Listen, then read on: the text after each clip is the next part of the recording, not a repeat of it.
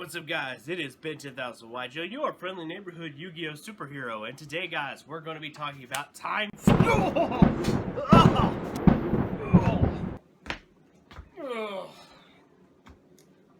Don't be alarmed. Just here to get a few scans. Wait a minute. Your watch scans things? Yeah, future tech, pretty cool. Warning, time paradox, odds 20%. Well, no one asked you now, did they? Don't ever tell me the odds. Wait a minute. What about the virus thing that's happening? Oh, the virus, right, the virus. Yeah, got that one. What was it? What was the answer to that? Oh, yeah! Whoa. Save the zombie queen, save the world. Okay. Warning, time paradox, odds 90%. Well, you know what? I don't give a crap if there's a possible paradox. Scan the damn room.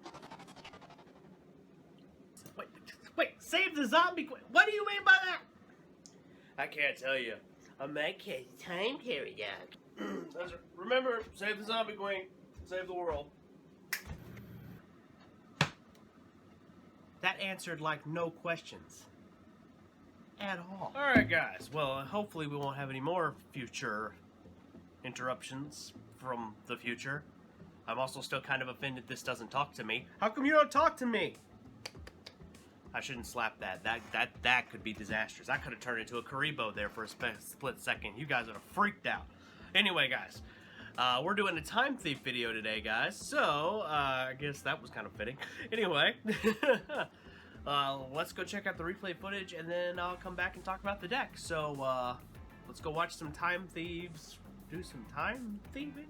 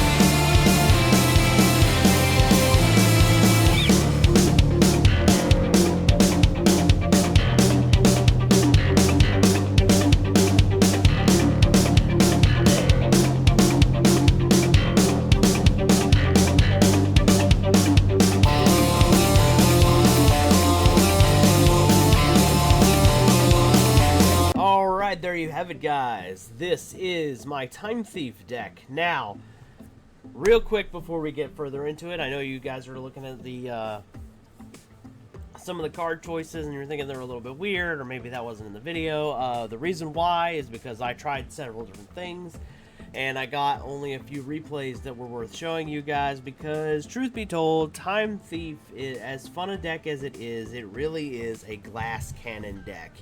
So you really have to get the ball rolling, get your pluses going like that, and if you don't go first, your odds just go down the tube, unless your opponent is playing something also not quite up to snuff. One of the things that I've noticed is like each of the Time Thief cards are really good on their own and they have some really cool effects, but some of the cards just don't go far enough now, and I'm going to get into that. The first one we have that doesn't go quite far enough is Time Thief Startup. Time Thief Startup is a special summon a Time Thief monster from your hand, and during your main phase you can banish this card from the graveyard and target one Time Thief Exceeds monster and attach 3 Time Thief cards, monster, spell, and trap from your graveyard to that monster as material. You can only use the effect, but yeah, basically, but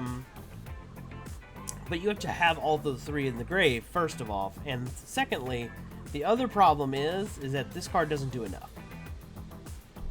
This card would do enough if it was also a monster reborn.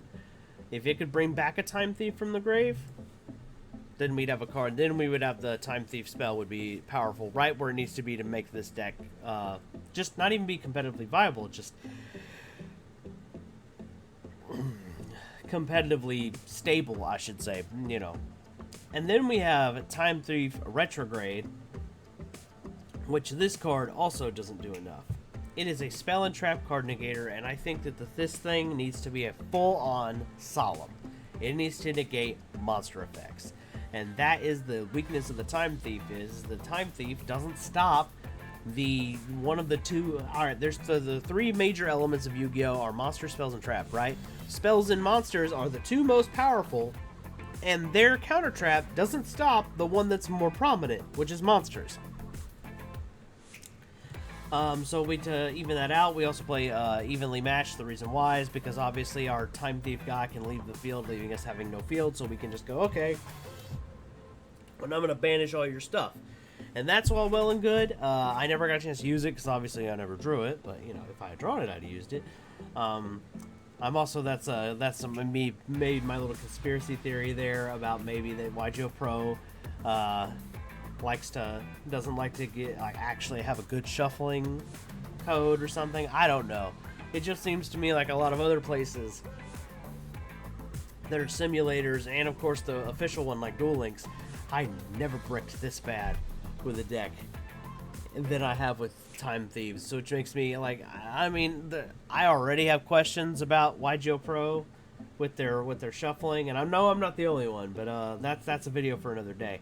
I do like that they have their own in-theme Rescue Rabbit. I think that's really cool. The other thing is Time Thief Time Recorder.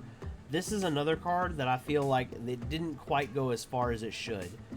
So one of the things that it does is when your opponent would attack you, you contribute this card and off it goes, and then that next attack, they take the damage. This card would be a much better card if instead of the next attack, it was for the rest of the battle phase. Then this card would actually be a viable card. So the thing is, the problem with the Time Thieves is they don't go far enough with their card effects. And like I said, guys, let's just take the 3 cards that I've talked about, right? Let's just take those 3, right? We're gonna go with here, right? We've got Time Thief, Chrono Quarter, Time Thief Startup, and Time Thief Retrograde. Let's just give them the buffs that I talked about. Let's say this is going to give you okay, now your opponent takes all the battle damage, the turn attributes. This is also a one-sided monster reborn. Bring the Time Thief back from the graveyard, and this also stops monsters. None of these effects are broken, by the way, guys. This one, you just don't attack. This one, okay, we have Solemn Judgment. And this one, we already, I mean, it's just... It's really, it's like that Heradic spell. It just doesn't do enough, but you have to play it because you have to be able to get 2 monsters in the field to make your Exceeds plays. And, so I threw in a bunch of cards like, you know, Goblin Bird, Kage Takage, Photon Thrasher. These cards are basically giving you your other level 4. But overall, if I had to give it a scale from 1 to 10, I say that this deck is probably about a 4. And the reason I say that, though, is because this deck, as fun as it was to pilot it, I could definitely tell that it has problems. And it's with the Time Thief car specifically that I have issues with. I think they don't go far enough and they need to go further. The extra deck, as you can see, is just a variety of various Xyz monsters. I am playing double of the Time Thief Perpetua, which, by the way, if you get 4 monsters, you make Perpetua and you make Redoer here, you're doing really well. That's the spice. The rest of them are just kind of like spot removal or stall games. That's kind of what they all do. And then of course we got Utopia and the Lightning. A few times I kind of wish I had Utopia double, but it's very few often would go in the Utopia double route have made any difference. Like, this deck is very much an Xyz based deck, and it is very like. And also, by the way, I only played in Master Rule 2020 or Master Rule 5, just specifically. When I did the replay footage, because nobody. I mean, this we have less than a month left of this particular Master Rule, so this is what I came up with. If you guys have any suggestions for the future of the Time Thief deck, maybe you put them in the comments below, so other people who maybe are interested in building the Time Thief deck can actually, have some more than just my 2 cents on it. And if you're enjoying the Ben 10,000 yugioh channel, make sure you drop me one of these. Anyway, guys, I'm Ben 10,000 yugioh. I'm your friendly neighborhood Yu-Gi-Oh superhero, and I'll catch you in the next one. Peace.